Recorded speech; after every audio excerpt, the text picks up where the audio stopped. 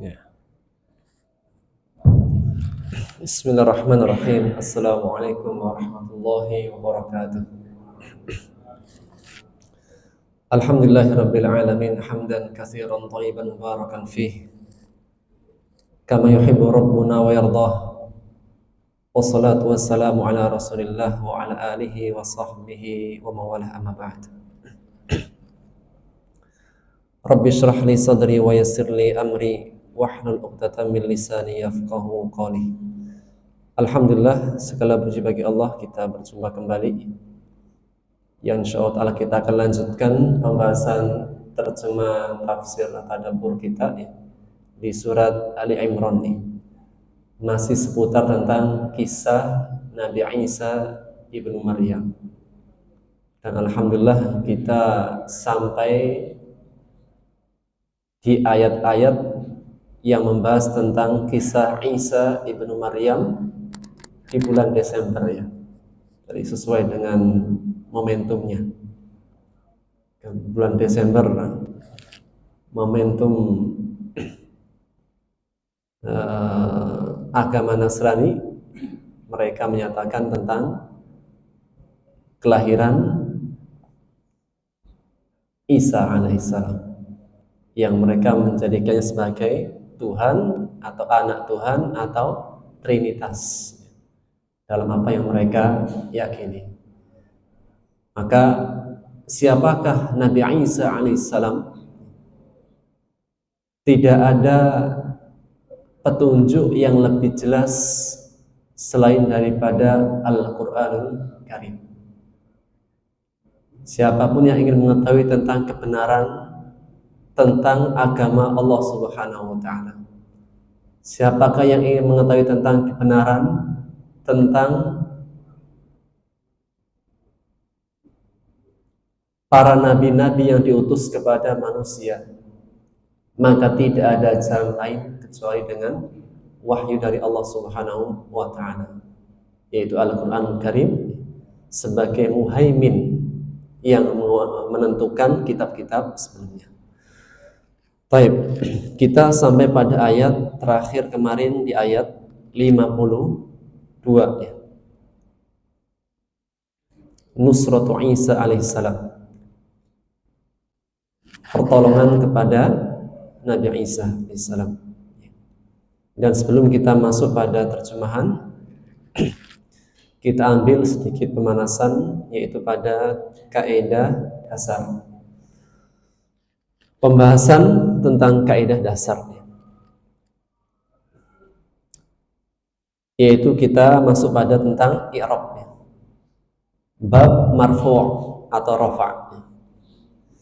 Di awal kita sebutkan bahwasanya tanda-tanda i'rab ada 4. Ada rafa' atau marfu', ada nasab atau mansub, ada jar atau majrur, terakhir jazm atau majzum.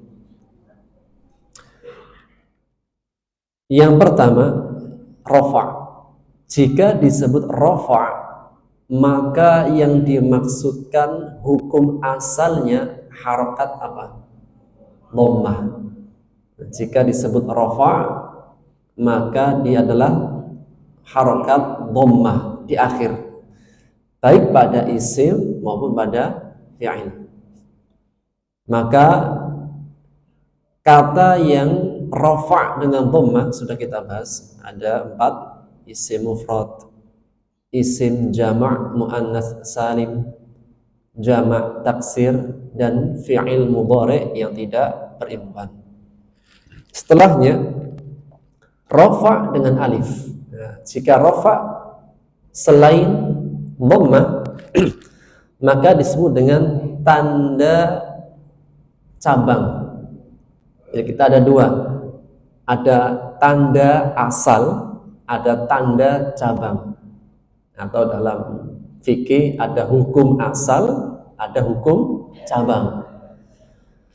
Demikian juga dalam pembahasan bahasa. Ada namanya tanda asal, ada juga tanda cabang. Maka jika disebut rafa' dengan dhamma, tanda asal. Namun jika rafa' adalah selain dhamma, disebut dengan tanda cabang. Di antara rafa' yang selain dengan dhamma, itu pada tanda cabang, yang pertama adalah alif. Kapan? Jika isimnya mutsanna atau tasniyah. Kita baca contohnya, ja'al muslimani,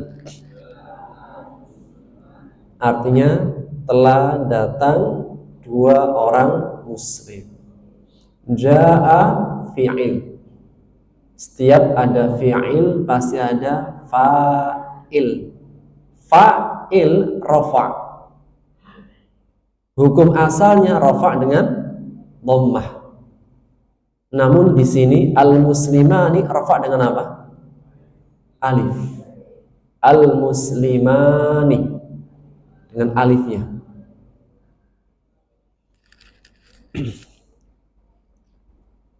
Kenapa dengan alif? Kan seharusnya dhammah. Kenapa marfu'nya atau rafa'nya dengan alif? Nah, karena isim mutsanna. Jika ada perubahan maka sebutkan sebabnya. Sekali lagi, ja'a fi'il.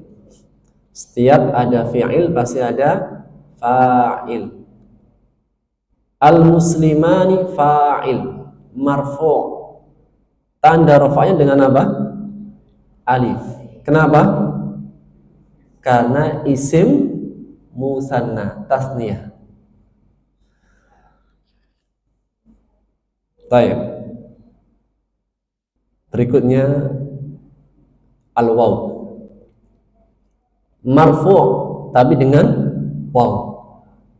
Sehingga ini tanda asal apa cabang? Cabang. Contoh kita baca, ja'al muslimuna, artinya telah datang orang-orang muslim. Ja'a fi'il, setiap ada fi'il pasti ada fa'il. Mana fa'ilnya? Al-muslimuna. Fa'il marfu', setiap fa'il pasti marfu'. Hukum asalnya marfu' atau rafa' dengan dhammah. Hukum asalnya. Tapi di sini marfu' dengan apa? Marfu' dengan apa? Waw. Kenapa? Karena isim jamak mudzakkar salim. Baik. Sehingga marfu' dengan waw karena isim jamak mudzakkar salim. Yang terakhir, marfu' dengan waw jika dia termasuk asmaul khamsah, yaitu 5 isim atau isim yang 5. Apa saja asmaul khamsah? Kita baca, abuka, akhuka, hamuka, fuka, dumalin. Inilah 5 isim yang jika dia marfu dengan waw. Kenapa marfu dengan waw? Karena isim yang 5, asmaul khamsah. Ada berapa asmaul khamsah? Ada 5. Apa saja? Abuka, artinya bapakmu. Akhuka, saudaramu laki-laki. Hamuka, iparmu, ipar ya. Fuka, mulutmu, mulut ya. Fuka. Dumalin, yang memiliki harta. Du artinya yang memiliki, mal harta. Maka jika ada isim-isim yang 5, ketika dia marfu dengan waw. Jadi yang marfu dengan waw ada berapa? 2. 1 isim jamak mudzakkar salim. 2 asmaul khamsah, isim-isim yang 5. Baik, sementara cukup. Khalas? Nanti diulangi lagi. Sementara sudah cukup panas. Khalas ya? Baik. Sekarang kita masuk di ayat 52.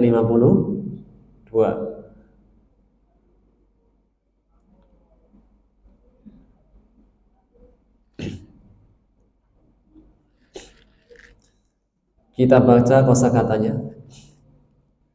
Ayat 52, halaman 33. Halaman 33, ayat 52. Baik, kita baca. Ahassa, artinya menyadari atau merasa. Isim atau fi'il? Fi'il. Madhi mudhari'? Madhi. Asal kata ahassa yuhissu. Baca. Artinya merasa atau menyadari. Lanjut. Al-hawariyuna, artinya para pengikut setia.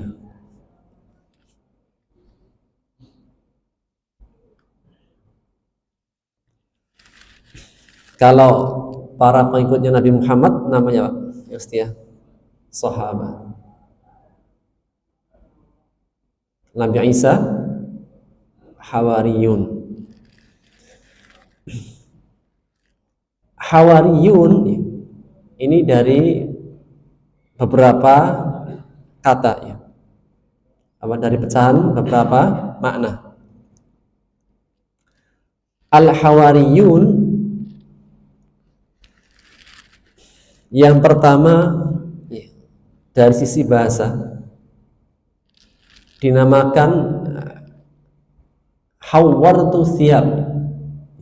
Hawwara yuhawwiru, yaitu ia yang memutihkan. Dinamakan hawariyun karena al-hawariyun dari asal kata hawwara yuhawwiru, yang artinya memutihkan, digunakan untuk baju. Kalau kita kan one take, kalau kita ingin bajunya biar lebih berwarna, dia apa? Putihkan. Maka yuhawwirun yaitu adalah orang-orang yang memutihkan baju. Ini secara arti bahasa. Sehingga lafadz ini dipakai untuk orang-orang yang putih. Putih pakaiannya, putih jiwanya. Jadi yang pertama dari lafadz yuhawwiruna, yaitu orang yang memutihkan baju pakaiannya. Yang kedua, di antara makna yuhawwirun, kalimat ini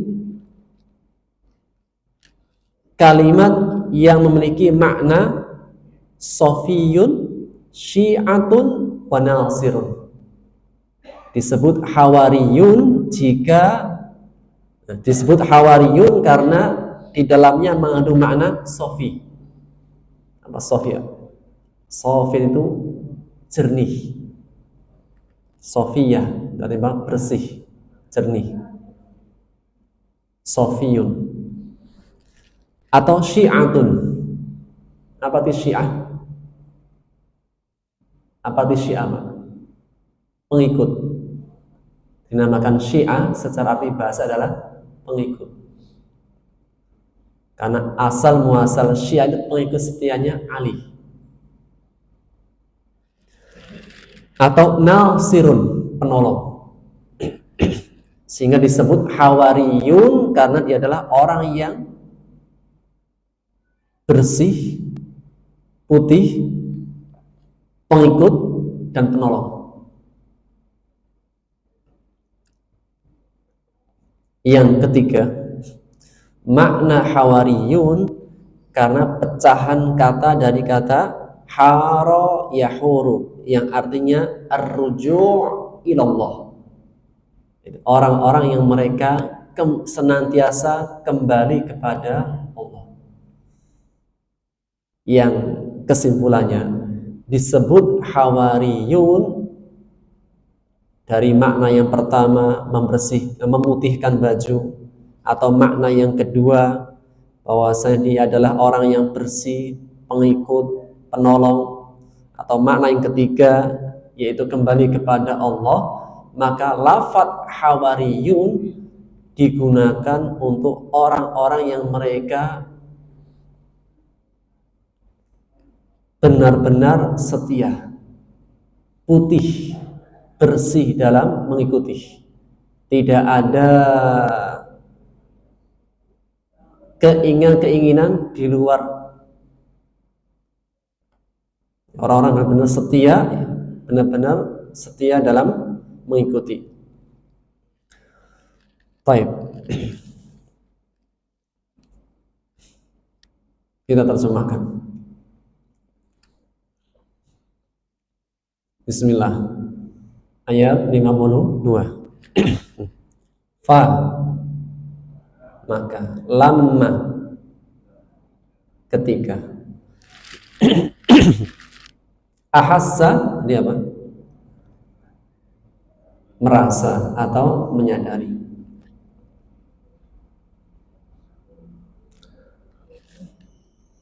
Dan makna ahassa, sedikit tambahan. Ahassa itu merasa atau menyadari dengan panca indera. Merasa, menyadari dengan panca indera.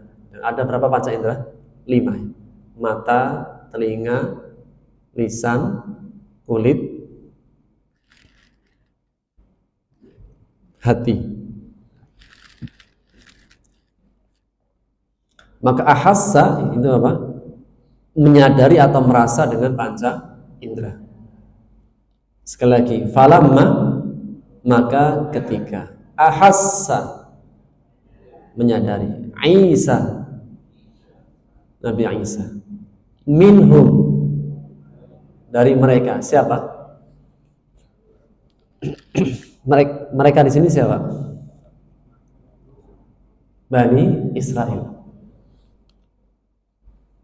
Karena Nabi Isa Nabi terakhir Bani Israel. Al-kufra, kekafiran. Sekali lagi, falamma ahassa Isa minhumul kufra, maka ketika Isa merasa mendapati dari mereka kekafiran, dari Bani Israel. Qala, ia berkata, siapa nih? Nabi Isa. Man, Siapakah ansori, penolongku, ilallah, kepada Allah. Qala al-hawariyun, para pengikut setia Nabi Isa, nahnu ansarullah, kami adalah penolong-penolong Allah. Penolong-penolong dalam menegakkan agama Allah. Amanna billah, kami beriman kepada Allah. Washhad, dan ishhad, saksikanlah. Washhad, saksikanlah. Bi anna, bahwasanya kami. Kalau bi-nya satu paket. Washhad bi anna, dan saksikanlah sesungguhnya kami muslimun. Yang mengatakan ini siapa? Yang mengatakan sesungguhnya kami, saksikanlah sesungguhnya kami adalah orang-orang yang muslim, Hawariyun, yang mereka saat ini mengeklaim adalah orang-orang Nasrani. Siapakah orang Nasrani? Mereka yang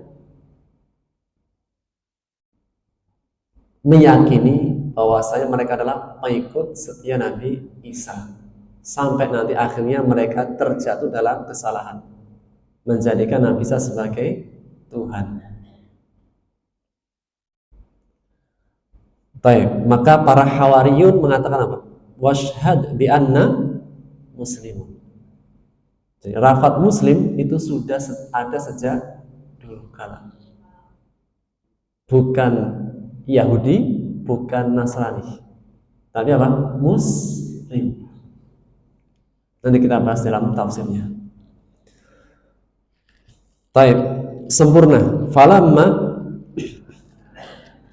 maka ketika ahassa Isa,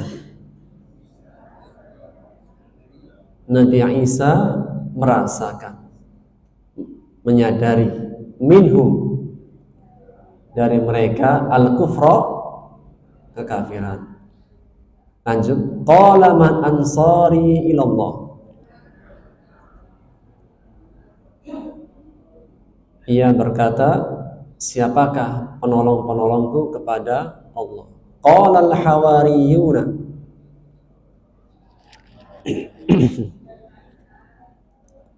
berkata para pengikut setianya, nahnu ansarullah, kamilah penolong-penolong Allah. Amanna billah, kami beriman kepada Allah. Washhad bi anna muslimun, dan saksikanlah sesungguhnya kami orang-orang muslim yang berserah diri. Coba satu lagi, Pak. Ayat 53. Ayat 53 sudah tidak ada garisnya. Berarti sudah semuanya. Rabbana, wahai Rabb kami. Amanna, kami beriman. Bima, dengan apa-apa yang anzalta, telah engkau turunkan. Arti engkau dari mana? Ta. Sekali lagi, Rabbana amanna bima anzalta wattaba'na, wa, dan ittaba'na, ittiba', kami telah mengikuti. Arti kami dari mana? Nah, dan kami telah mengikuti ar-rasul. Rasul. Rasul di sini siapa? Rasul di sini siapa? Nabi Isa. Fa, maka uktubna.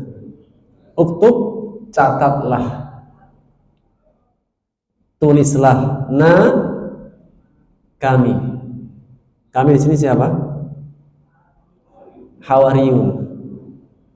Ma'a, bersama asyahidin, orang-orang yang bersaksi. Sempurna. Rabbana amanna, wahai Rabb kami beriman dengan apa-apa yang telah Engkau turunkan, dan kami mengikuti Rasul. Maka catatlah kami bersama orang-orang yang bersaksi. Bersaksi tentang keesaan Allah, bersaksi dengan kebenaran Rasul yang diutus. Baik. Sementara cukup ya. Atau satu lagi Pak, pendek nih. Satu lagi. Wa makaru, makar. Mereka membuat makar. Arti mereka dari mana? Wow. Taib. Wa makaru, dan mereka membuat makar. Siapa? Nah, orang kafirnya siapa? Bani Israel. Mereka membuat makar. Wa makarallah, dan Allah pun membuat makar. Wallahu, dan Allah khairul makirin, sebaik-baik pembuat makar. Sempurna. Wa makaru wa makarallah, mereka membuat makar. Wa makarallah, dan Allah membuat makar. Wallahu khairul makirin, dan Allah sebaik-baik membuat makar. Atau mereka membuat tipu daya, dan Allah pun membalas. Allah juga membuat tipu daya, dan Allah sebaik-baik membuat tipu daya atau makar. Baik, khalas. Bismillahirrahmanirrahim. Ayat 52 tentang nusratu Isa. Nabi Isa alaihissalam meminta pertolongan.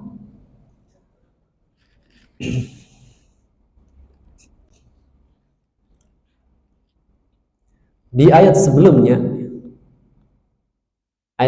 tentang mukjizat Nabi Isa alaihissalam.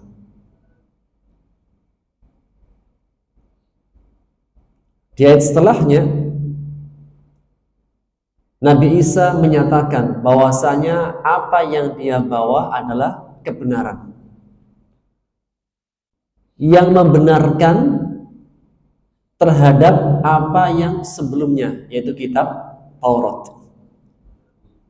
dan melepaskan belenggu atau menghilangkan hukuman sebelumnya, bahwasanya Allah Subhanahu wa taala menghukum orang-orang Yahudi atau Bani Israel dengan mengharamkan sebagian yang baik-baik sebagai hukuman.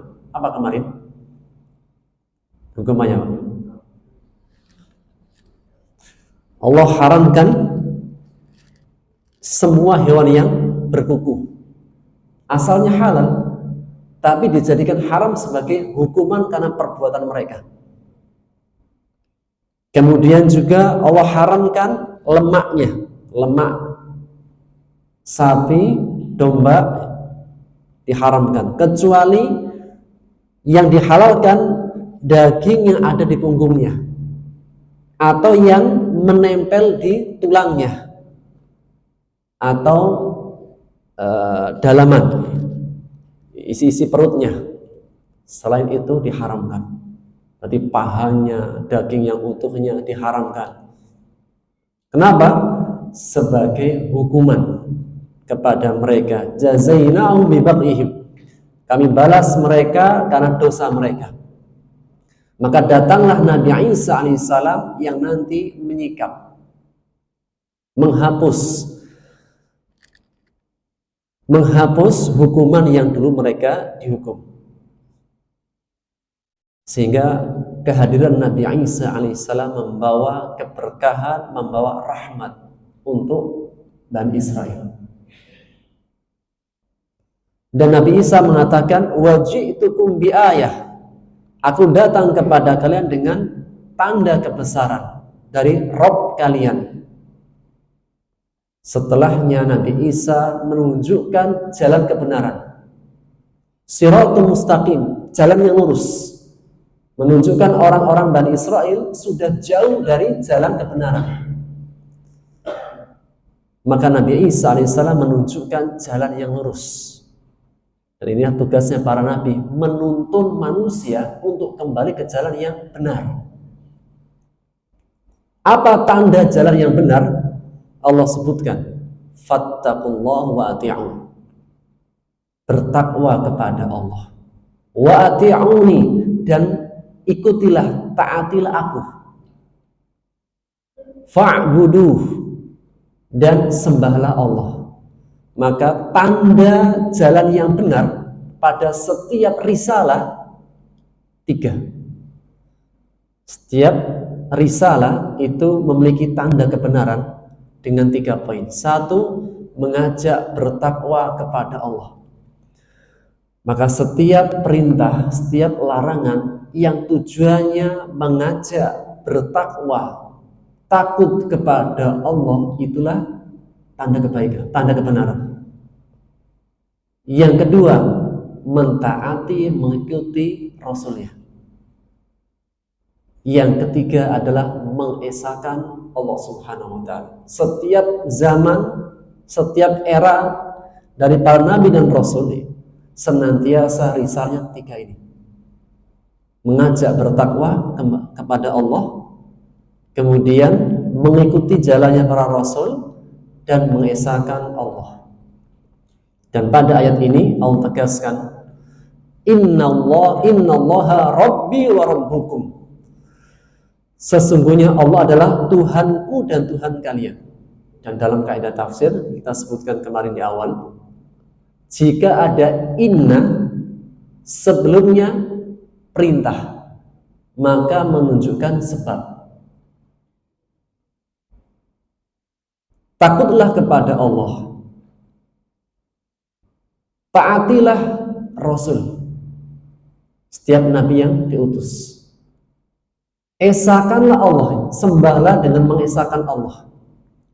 Innallaha rabbi wa rabbukum, sesungguhnya Allah adalah Rabbku dan Rabb kalian. Sebab kenapa kita harus bertakwa kepada Allah? Kenapa kita harus mengikuti, mentaati semua yang diperintahkan oleh Rasulnya? Kenapa kita harus mengesahkan Allah? Allah sebutkan sebabnya, innallaha rabbi wa rabbukum, karena Allah adalah Rabbku dan Rabb kalian.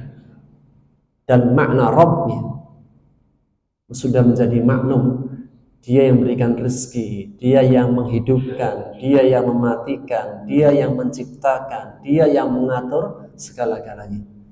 Maka kenapa kita harus menyembah Allah, takut kepada Allah, mentaati Allah dan Rasulnya? Sebabnya karena Allah adalah Rabbi wa Rabbukum, Tuhanku dan Tuhan kalian. Hal ini menegaskan tauhidur rububiyah mustalzimun tauhidal uluhiyah. Ini kaidah dalam bab tauhid. Adanya tauhid rububiyah mengharuskan tauhid uluhiyah. Tidaklah ada rububiyah Allah melainkan menjadi keharusan adalah mengesahkan Allah. Wa tauhidul uluhiyah mutadhamminun tauhidar rububiyah. Dan tidaklah ada tauhid uluhiyah mengesahkan Allah melainkan dalam tauhid uluhiyah pasti mengandung rububiyah.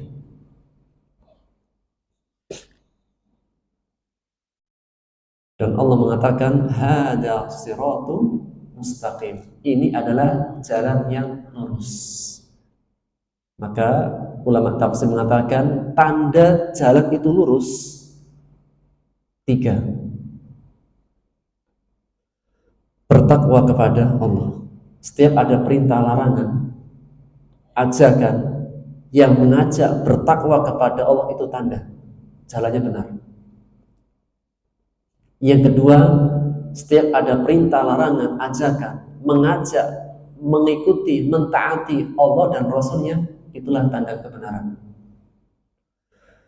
Setiap ada perintah larangan, ajakan untuk mengesahkan Allah Subhanahu wa Ta'ala, itulah tanda jalan kebenaran. Maka setelah Nabi Isa alaihissalam menunjukkan jalan kebenaran dengan bukti-bukti yang nyata, mukjizat-mukjizatnya, kemudian kebenaran yang dia bawa, dan tidak hanya ketika Nabi Isa dewasa, sejak pertama kali lahir pun Nabi Isa sudah menunjukkan mukjizatnya, menunjukkan sesuatu yang di luar nalar kadar kemampuan manusia. Ketika Allah menceritakan tentang kelahiran Nabi Isa alaihissalam dalam surat Maryam ayat 27 sampai ayat setelahnya, Allah menegaskan a'udzubillahi minasyaitonirrajim fa'atat bihi qaumaha tahmilu. Ketika Maryam mengandungnya, mengandung Nabi Isa alaihissalam sampai melahirkan, mengandung kemudian melahirkan, qalu ya Maryamu laqad ji'ti syai'an fariyah.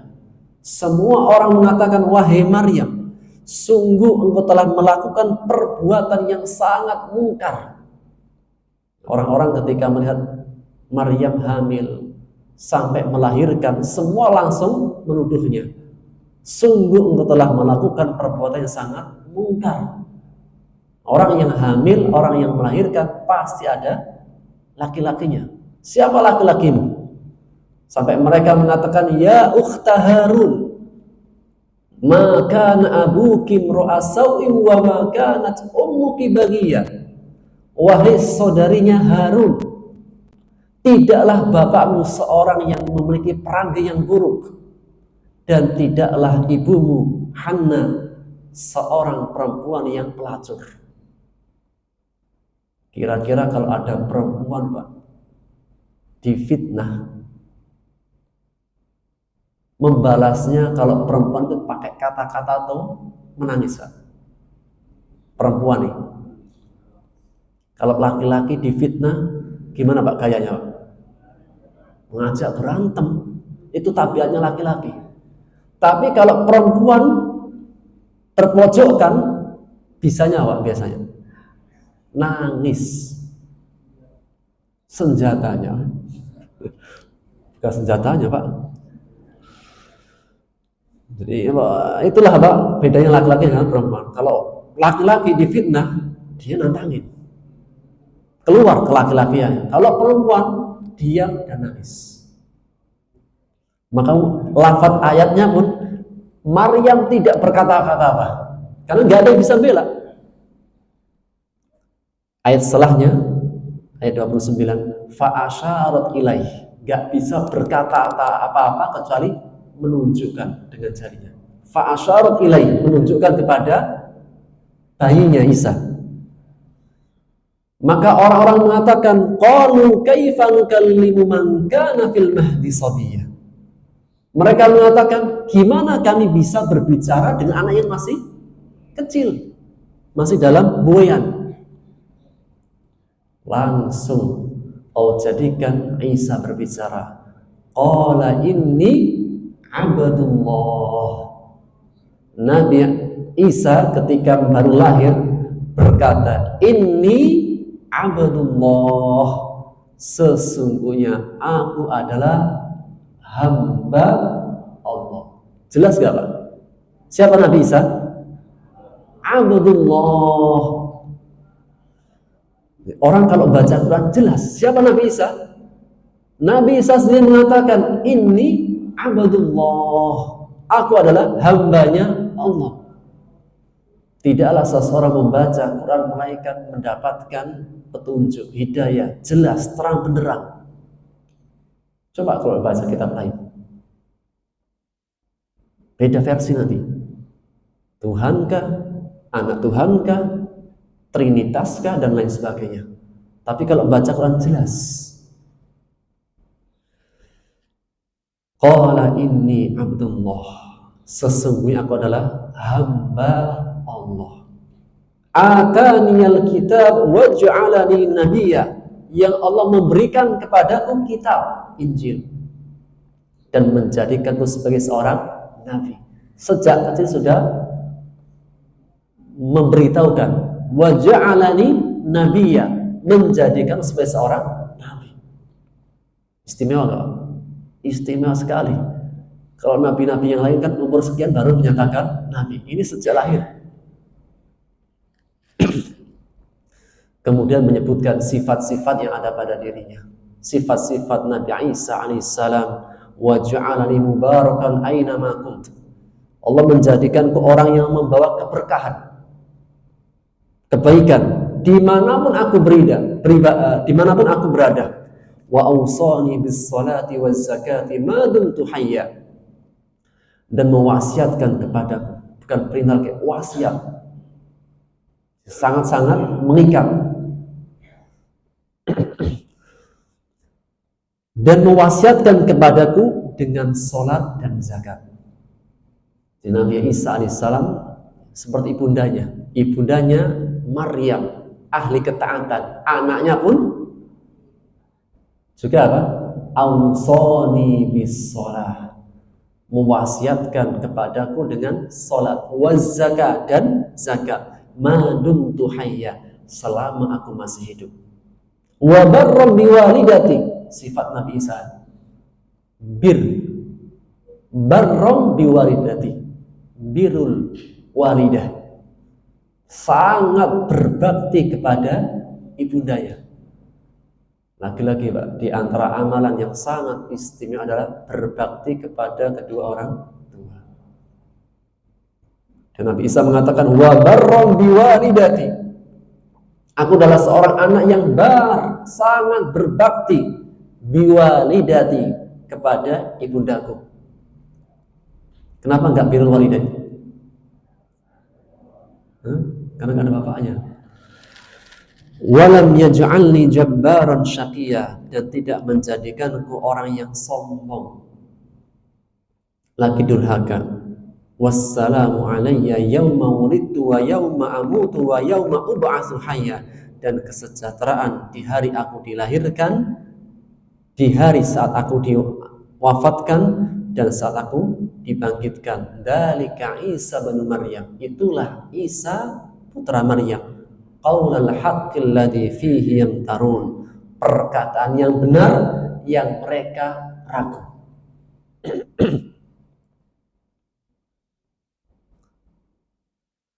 Setelah Nabi Isa alaihissalam menunjukkan kebenaran-kebenaran yang dibawa, seharusnya setelah mukjizat demi mukjizat, ayat demi ayat, seharusnya Bani Israel setelah mengetahui mukjizat, ayat demi ayat, sikapnya gimana? Beriman atau gimana sikapnya? Seharusnya beriman. Mukjizatnya sejak lahir sudah ada. Kemudian setelahnya dan setelahnya terus. Tapi lagi-lagi, kalau orang jiwanya buruk, orang kalau jiwanya sudah keras hatinya, seperti kayak batu. Allah mengatakan di ayat sebelumnya bahwasanya hatinya Bani Israil seperti kayak batu.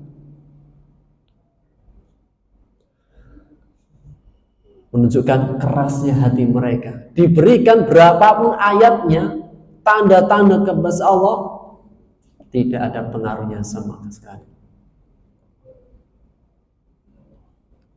Maka Nabi Isa mengatakan, falamma ahassa Isa minhumul kufr.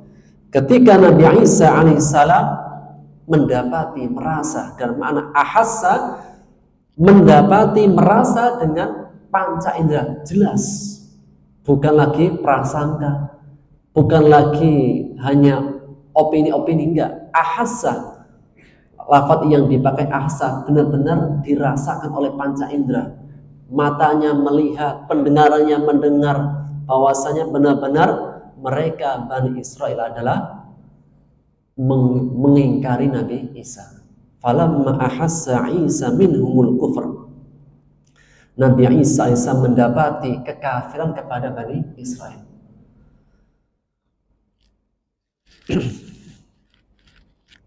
Dan Allah menegaskan minhum, dari mereka, menunjukkan yang ingkar, yang kafir lebih banyak daripada yang beriman.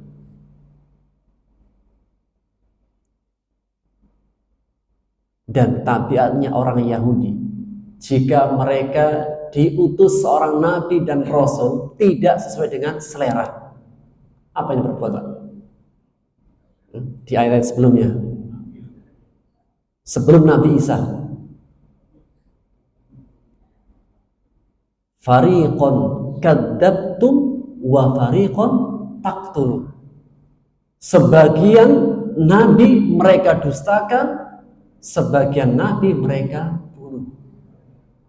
Nabi Isa AS sebelumnya sudah punya pengetahuan bahwasanya Bani Israel jika diutus seorang nabi, rasul yang tidak sesuai dengan selera, apa sikap mereka? Membunuh. Dan bahkan dalam ayat yang mengatakan fariqon taqtulun, menggunakan fi'il mudhari', menunjukkan berlangsung terus. Dan pada kisah-kisah sebelumnya, siapa nabi yang dibunuh? Tentunya banyak, tapi yang jelas di antara yang disebutkan siapa? Zakaria dan Yahya. Nabi Zakaria dan Yahya. Maka ketika Nabi Isa mendapati, merasa bahwasanya yang ada pada diri mereka adalah kekufuran, dan sebelum-sebelumnya ketika mereka berbuat kekufuran sampai tingkatannya berani membunuh. Dan inilah karakter orang Yahudi. Mereka itu menyepelekan nabinya, menyia-nyiakan nabinya, tidak memuliakan nabinya, sampai tingkatan berani membunuh. Di saat yang lain, lawannya Yahudi siapa? Nasrani. Mengkultuskan sampai tingkatan menuhankan. Maka Nabi Isa alaihissalam mengatakan, qala man ansari ilallah. Siapakah yang akan menjadi penolong-penolongku menegakkan agama Allah? Yang pertama, dari lafaz man ansari ilallah, siapakah penolong-penolongku kepada Allah? Nabi Isa alaihissalam minta pengakuan dengan jelas. Siapa yang putih, siapa yang hitam. Karena sedikit yang berkomitmen, sedikit tapi berkomitmen, setia, itu lebih baik daripada banyak tapi berkhianat. Jadi terkadang apa? Perlu ditegaskan siapa yang benar-benar setia, siapa yang akan mengikuti. Dan sedikit tapi setia, komitmen, itu lebih baik daripada banyak tapi tidak setia. Man ansari ilallah.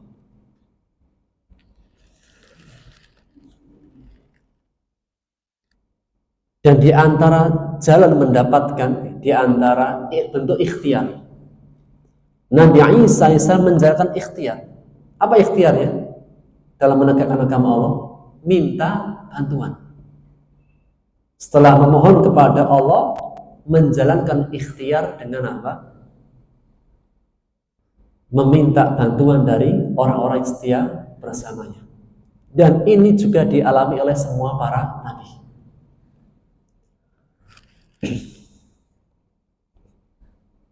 Nabi Muhammad SAW ketika di awal-awal dakwah berat keadaannya, Quraisy tidak menerimanya, bahkan mengusir terus, menyiksanya.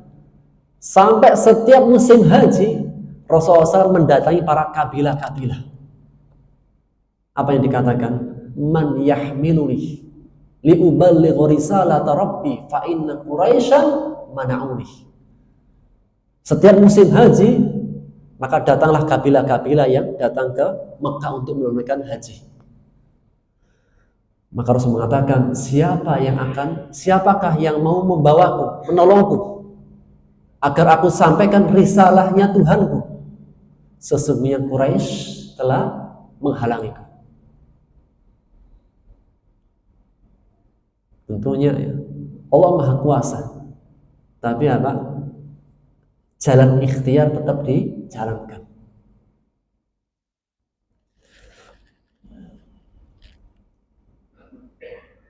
Dan Allah menunjukkan lafaz ansari ilallah, bahwasanya yang diminta adalah penolong-penolong untuk menegakkan agama Allah, bukan yang lainnya, bukan untuk menjadi pengikut untuk kepribadian. Jadi Allah mengatakan man ansari ilallah, penolong-penolongku dalam menegakkan agama Allah, bukan untuk keinginan pribadi. Menjadi penolongnya karena untuk mendapatkan kekayaan, menjadi penolongnya karena mungkin partainya, menjadi penolongnya karena ingin keluarganya atau kekuasaannya, tidak. Tapi yang dinyatakan adalah menjadi penolongnya untuk menegakkan agama Allah. Dan juga dari lafaz ansari ilallah menegaskan tentang keikhlasan. Benar-benar yang diharapkan, yang dicari adalah ridhonya Allah, bukan sesuatu duniawi. Man ansari ilallah, tujuannya karena Allah, ikhlas karena Allah Subhanahu wa ta'ala. Qala al-hawariyun, berkata para pengikut setianya,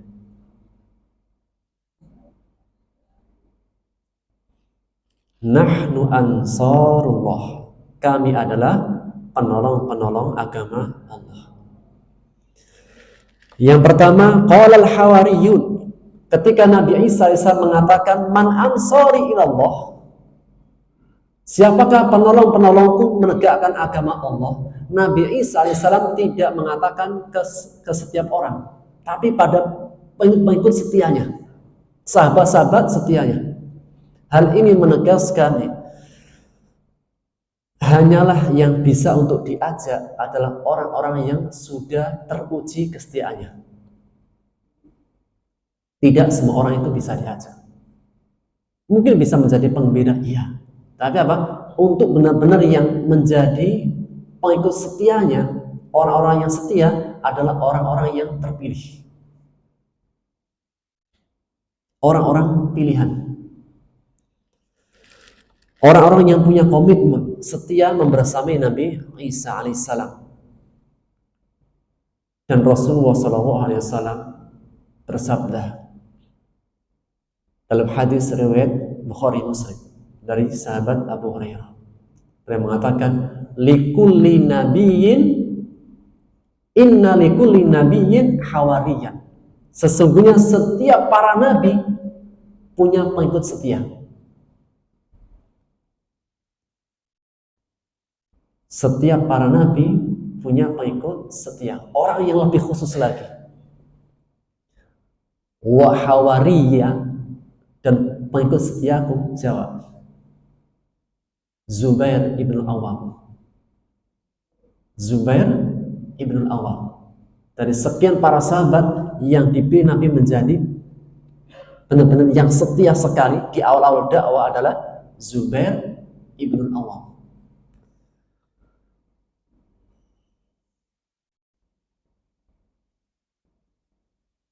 Dan kisah Zubair mendapatkan gelar Hawari. Hawarinya Rasulullah adalah dalam kisah perang Ahzab.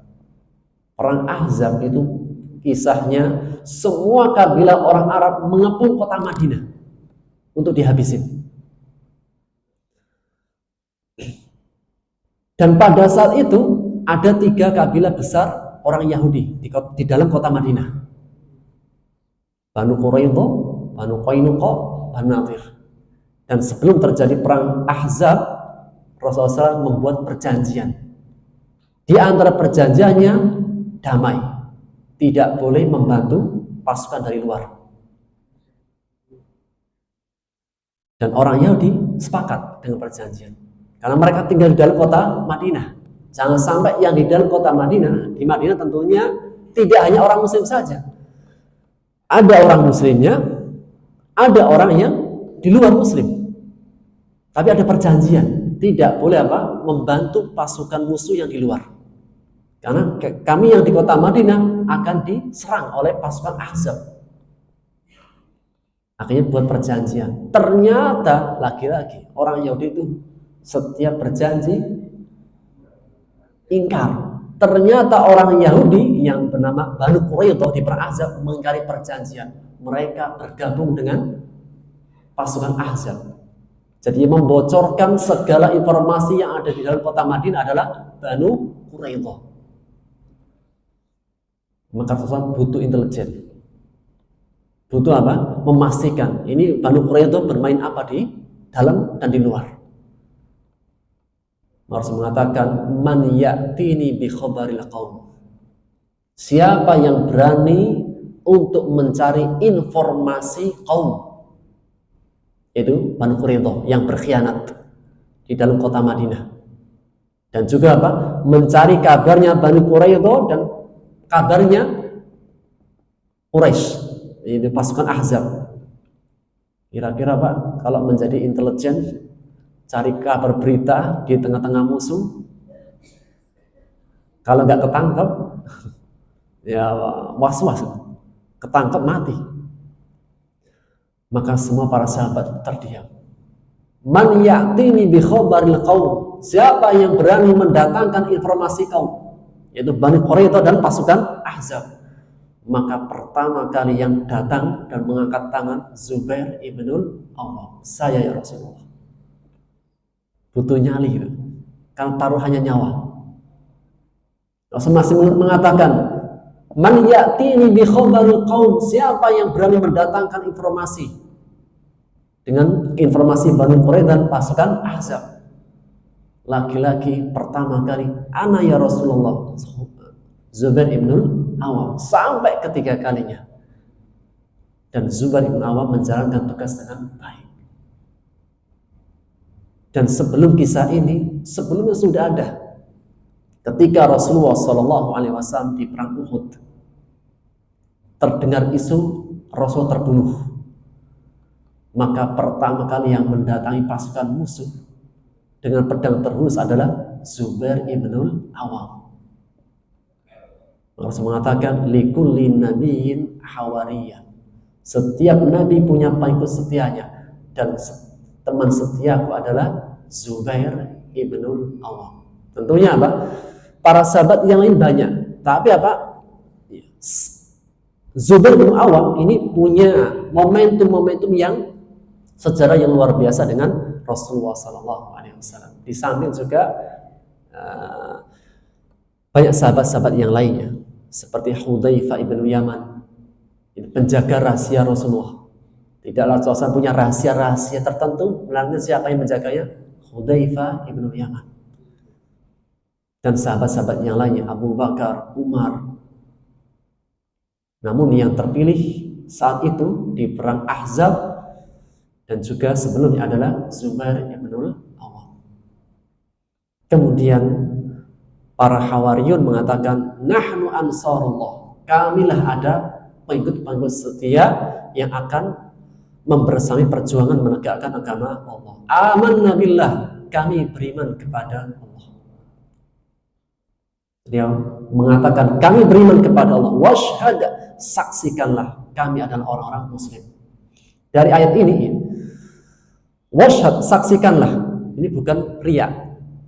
Terkadang untuk menguatkan perlu apa? Pengakuan.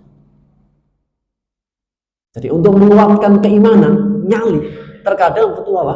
Perlu pengakuan dari kita sendiri. Seperti contoh itu. Siapa yang bisa manjat ini? Siapa yang bisa manjat pohon ini? Ada yang ngaco, saya. Saksikanlah, saya bisa manjat. Ini apa? Memotivasi diri sendiri. Terkadang diri itu perlu dimotivasi, perlu dikuatkan dengan pernyataan diri sendiri. Washhad bi anna muslimun, saksikanlah kami adalah orang-orang hawariyun yang berserah diri kepada Allah. Jadi bukan sebuah riya, tapi apa? Sebuah penguatan diri. Ketika saat genting-gentingnya keadaan, saat berat-beratnya keadaan, diminta menegakkan agama Allah, mereka mengatakan amanna billah, kami beriman kepada Allah. Saksikanlah kami adalah para hawariyun yang setia, yang berserah diri kepada Allah Subhanahu wa taala. Sehingga washhad bi anna muslimun bukan ungkapan riya, tapi penguatan terhadap diri sendiri. Dan dari ayat ini menegaskan setelah iman kemudian amal soleh. Jadi setelah keimanan itu amal soleh. Karena salah satu pendorong amal soleh adalah karena motivasi iman. Ya, untuk menjalankan tugas itu motivasi kuatnya adalah perkara iman. Kalau mereka tidak punya keimanan yang kuat, maka tidak akan bisa menjalankan tugas apa yang diminta oleh Nabi Isa alaihissalam. Baik, karena waktunya habis, kita cukupkan dulu sampai pada perkataan atau pernyataan para hawariyun, amanna billah washhad bi anna muslimun. Wallahu ta'ala bisawab. Kita akhiri dengan doa kafaratul majlis. Subhanakallahumma bihamdika asyhadu an la ilaha illa anta astaghfiruka wa atubu ilaik. Assalamualaikum warahmatullahi wabarakatuh.